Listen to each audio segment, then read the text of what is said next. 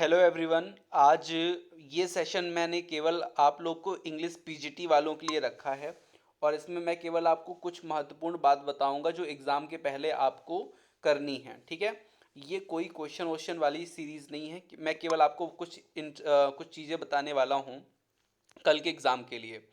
तो सबसे पहली बात मैं आप लोग को बता दूं कि आप लोगों को पहला काम क्या करना है, आज रात में टाइम से खाना खा करके सो जाना है। 10 बजे 11 बजे तक हर हाल में सो जाना है और मॉर्निंग में आपको 5 बजे के पहले 5 बजे तक उठाना है। ठीक है, जिसका सुबह शिफ्ट में पेपर है 5 बजे उठ के आपको 5 से लगभग 6 बजे तक, अगर आपका एग्ज़ाम सेंटर थोड़ा दूर या नियर है, अपने हिसाब से अकॉर्डिंग टाइम इसको आप 7 से 8 या 7 तक कर सकते हैं, जो भी आपको सही समय लगेगा। तो वो उसमें आपको क्या करना है, अपनी नोट्स उठा करके आपको रिवीजन करना है। क्या करना है, आपको रिवीजन करना है। क्या रिवीजन करना है, शॉर्ट नोट्स। ठीक है, मतलब जो छोटी छोटी आपने नोट्स बना के लिखा है, कुछ रखा है ना, उसको रिवीजन करना है। ठीक है, रात में जल्दी सो के कल सुबह सुबह जल्दी उठना है। और एग्ज़ाम सेंटर में आपको बहुत पहले, मतलब टाइम से पहले पहुंच जाना है। मतलब ये टेंशन नहीं लेनी है कि हमें कहीं लेट ना हो जाए, तो टेंशन ना हो इसलिए टाइम से पहुंच जाना है। एक चीज़ और मैं बता दूं, क्वेश्चन को एक बार पढ़ने पर आंसर नहीं देना।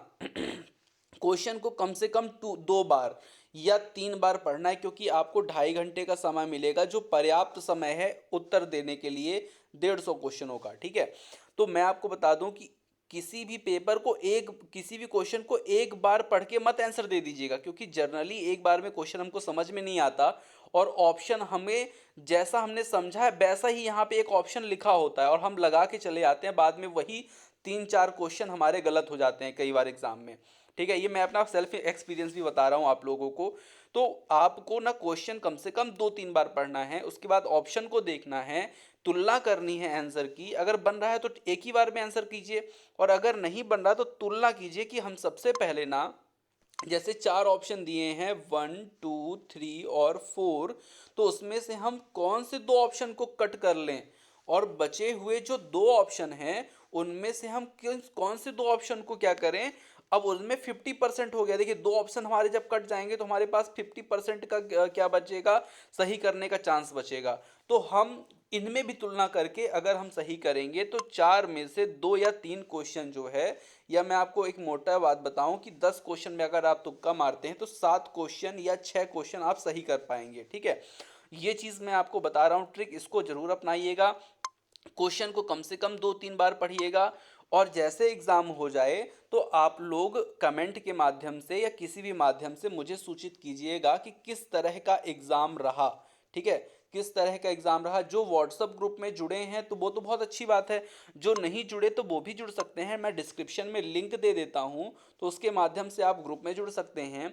या सेकंड एक काम और कर सकते हैं कि व्हाट्सअप में मुझे इस नंबर पे, ये एक नंबर मैं आपको दे रहा हूँ, इस नंबर पे आप मुझे क्या करिए, मैसेज कर सकते हैं। अपना नाम लिखना है आपको, प्लेस लिखना है आपको, और किस चीज़ की आप तैयारी कर रहे हैं। जैसे आप अभी फ़िलहाल इंग्लिश पीजीटी की तैयारी कर रहे हैं तो इंग्लिश पीजीटी लिख दीजिए, या अगर इंग्लिश टीजीटी कर रहे हैं तो वो लिख दीजिए, या पटवारी, जो भी आप तैयारी कर रहे हैं वो आप लिख सकते हैं। मैं आपको ग्रुप में ऐड कर दूंगा। ठीक है, और साथ ही जितने लोग ने रेवा इंस्टीट्यूट ऐप डाउनलोड नहीं किया है वो लोग रेवा इंस्टीट्यूट ऐप डाउनलोड कर लीजिए। ठीक है, मैं यहाँ पे बहुत आप लोग को अच्छी तैयारी कराने का प्रयास कर रहा हूँ। इंग्लिश पीजीटी की मैंने तैयारी कराई है, अब मैं आपको इंग्लिश टीजीटी की तैयारी 4 मार्च से कराऊंगा।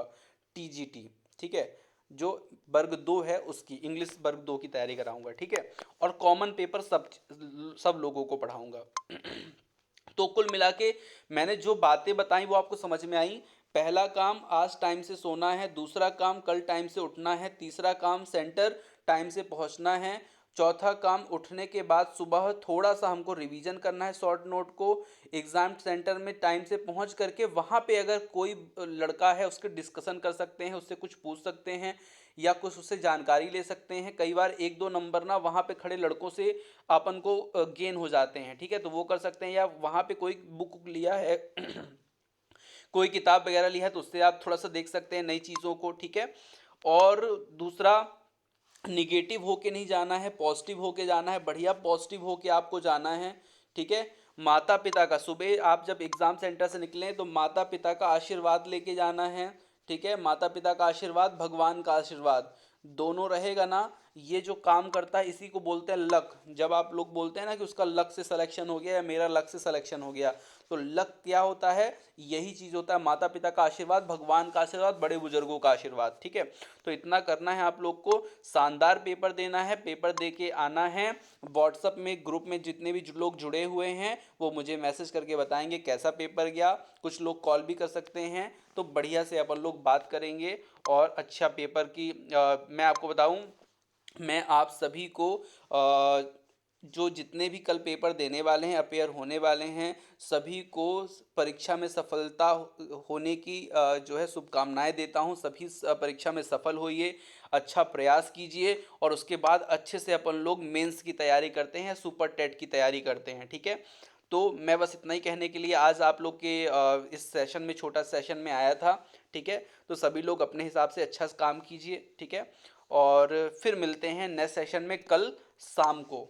कल शाम को 8 बजे ऑनलाइन क्लास रखेंगे। ठीक है, ऑनलाइन जो सेशन होगा उसमें आप लोग से मैं डिस्कशन करूंगा, आप लोग मुझे आंसर बताइएगा कैसा क्या रहा। ठीक है, तो आज के लिए इतना ही, मिलते हैं नेक्स्ट सेशन में। थैंक यू फॉर वॉचिंग और best of luck for your exam.